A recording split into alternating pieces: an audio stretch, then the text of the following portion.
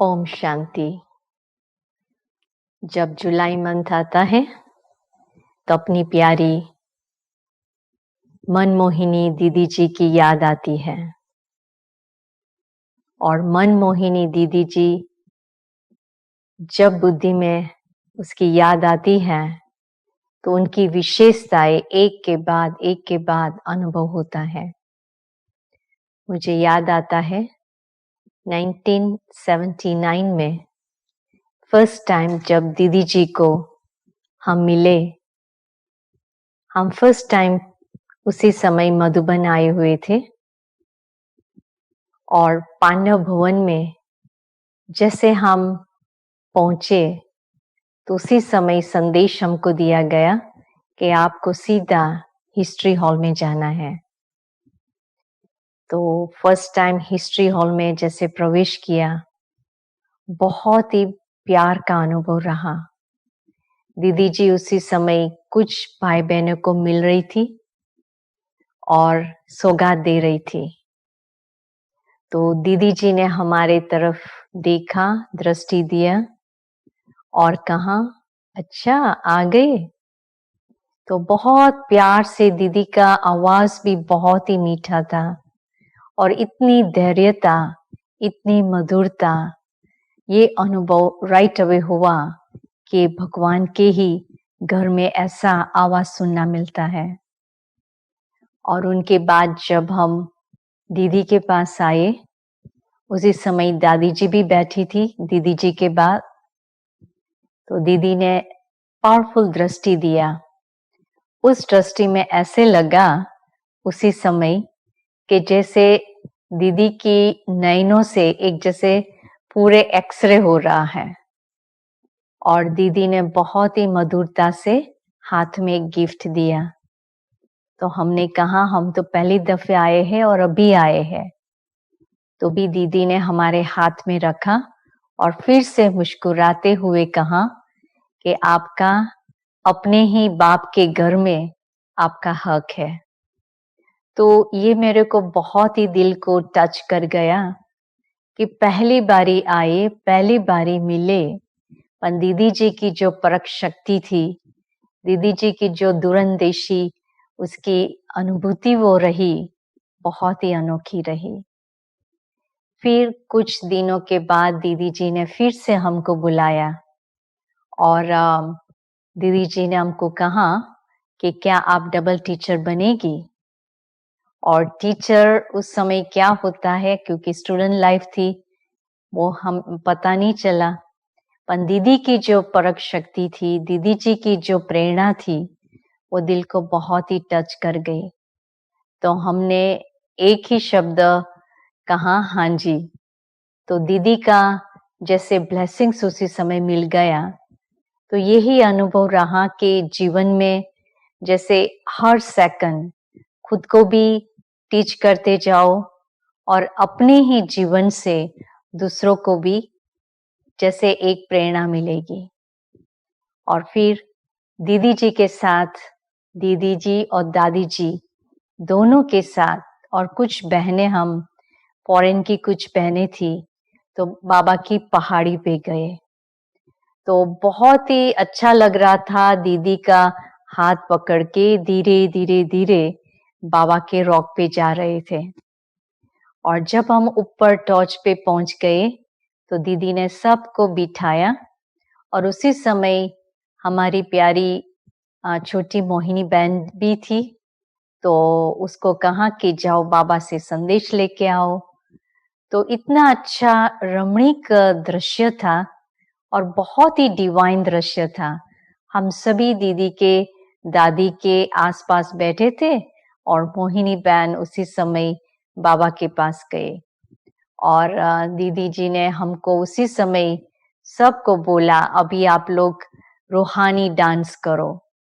तो बहुत ही अच्छा लगा कि बाबा की पहाड़ी पर एकदम जैसे एंजेलिक डांस किया। फिर दीदी ने बहुत अच्छी अच्छी कहानी बताई। तो हमारे लिए तो पहली दफे था इस कल्प में, पर बहुत ही जैसे स्मृति आती गई कि पहले भी दीदी के साथ पार्ट प्ले किया है और अभी भी जैसे पार्ट प्ले कर रहे हैं। तो फिर दीदी के साथ ही कुछ दिन जैसे बिताए और फिर जैसे जैसे हम आते जाते थे और एक बारी की बात मेरे को अनुभव रहता है कि दीदी बहुत रमणीक भी थी।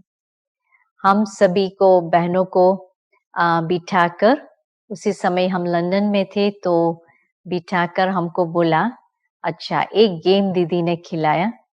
दीदी जी के पास से सिक्का था, जैसे इंडिया का 25 सेंट्स होता है, पैसा होता है, तो उसने फोरहेड पे रखा। तो उसने कहा कि हम चेक करते हैं कि आपका कितना योगा पावर है।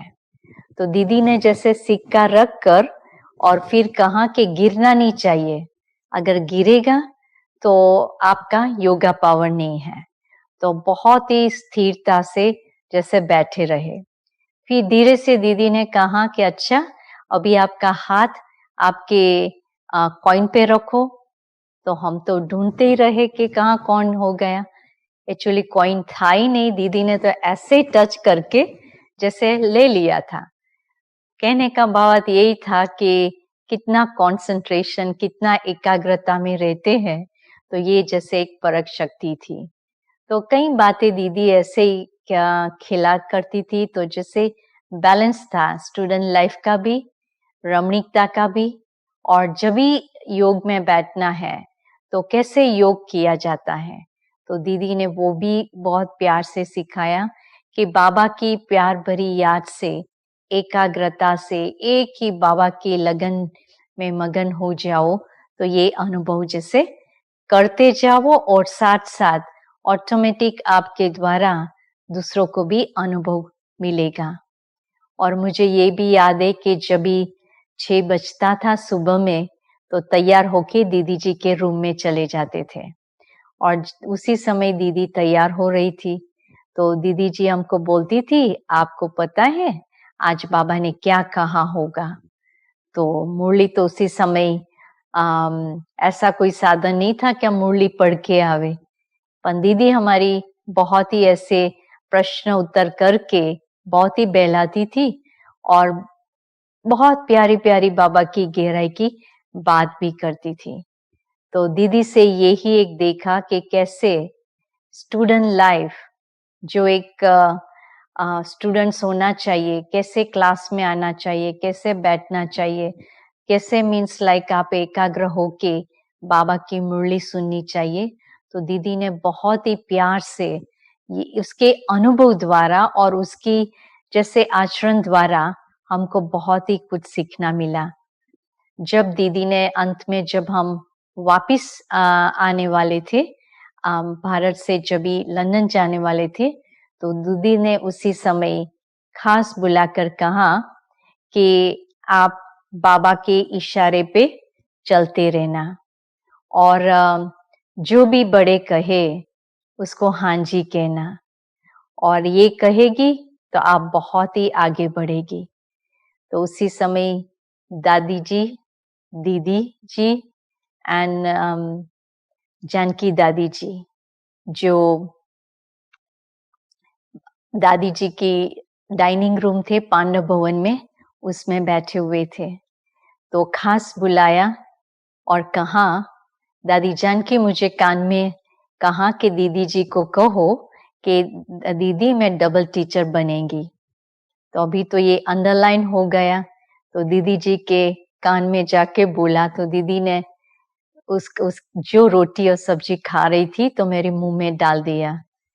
तो बहुत ही जैसे अच्छा रहा कि बड़ों की नजदीकता का अनुभव, बड़ों को हमारे ऊपर विश्वास, तो ये बात बहुत ही जैसे एक अंडरलाइन रही कि बाबा के कार्य में जो भी कार्य करो एक्यूरेट से करो, दिल से करो, बाबा को सामने रखो और श्रीमत का कभी भी उल्लंघन नहीं करना।